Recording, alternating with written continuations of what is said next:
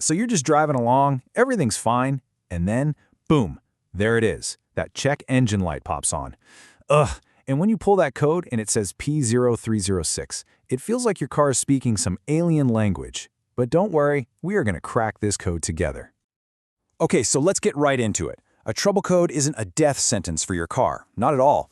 It's actually a super specific message. Your car's computer has found a problem, and the best part is, it's telling us exactly where to start looking. Think of us as detectives, and this code, this is our big first clue. All right, first things first, we've got to decode this message. Let's break down what P0306 and this whole Misfire thing really mean for your engine.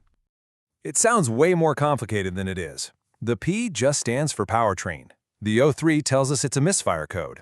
And the part we really care about, that 06 on the end, that is pointing us directly to cylinder number 6. You can find exactly where cylinder 6 is on your engine with a quick online search for your car's make, model, and the words engine firing order. Simple as that. It's pretty wild how your car even knows, right? Well, there's a sensor on the crankshaft that's always measuring how fast it's spinning. A misfire causes this tiny split-second hesitation, and the computer is sharp enough to feel that little hiccup and pin it on the exact cylinder that caused it. So what is a misfire anyway? Honestly, the idea is really simple. It just means the little explosion that's supposed to happen in the cylinder didn't happen right. Instead of a nice, powerful bang pushing the piston down, it was kind of weak or maybe didn't happen at all.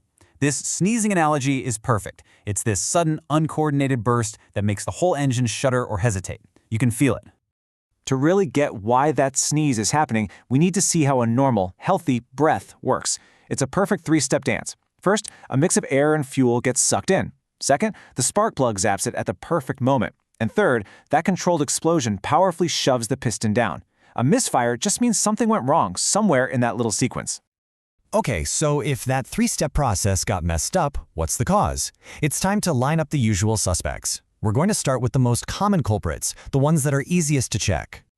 Now, the list of potential troublemakers ranges from the super simple to the more complicated. It could be something as basic as an old worn-out spark plug or a faulty ignition coil. Or it could be a fuel issue, like a dirty injector. And yes, sometimes it's a vacuum leak, or much less often, something more serious inside the engine itself. And this, right here, this is the most helpful chart you're going to see. A whopping 70%. 7 out of 10 times misfires come from the ignition system. We're talking spark plugs, ignition coils, and that is fantastic news. Why? Because those are usually the easiest and cheapest parts to get to and replace. Now for the fun part. You don't have to be a master mechanic to figure this out. Let's walk through a clear, step-by-step playbook you can use to find the problem all by yourself. Here's our game plan. First, and trust me, this is so important, check for other codes. If you see a P0306 and, say, a fuel injector code right next to it, well, that's a massive clue.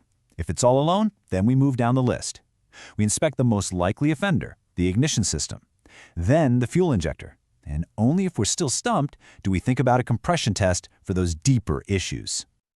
Okay, before you even think about buying a single part, let me tell you about one of the most powerful diagnostic tools in your arsenal. It's a technique to pros use constantly. It's called the swap trick. And the best part is, it's absolutely free. Here's exactly how it works. We suspect the ignition coil on cylinder 6 is our problem child, right? So all we're going to do is unbolt it and swap its position with the coil from a cylinder we know is working fine, like cylinder 5 right next to it. That's it.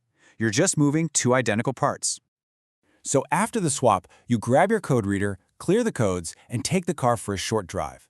Then you pull over and rescan. And here's the magic moment. Did the code change to P0305? If the answer is yes, you've done it. The misfire followed the part to the new cylinder. You've just proven with 100% certainty that the ignition coil is bad, and you've found the problem without spending a single penny on parts. Now, we've had some fun playing detective, but I need to get serious for just a second. While a P0306 is often an easy fix, ignoring it, well, that can lead to some really, really expensive damage. Here's what's happening. When a cylinder misfires, it's not burning its fuel, so that raw, unburned gasoline gets dumped straight into your exhaust system. That fuel then hits your catalytic converter, which runs incredibly hot, and it can literally melt the inside of it. That's a repair that can easily cost you thousands of dollars. Look, if you only remember one thing from all of this, please let it be this. If your check engine light is on and it's solid, get it looked at when you can.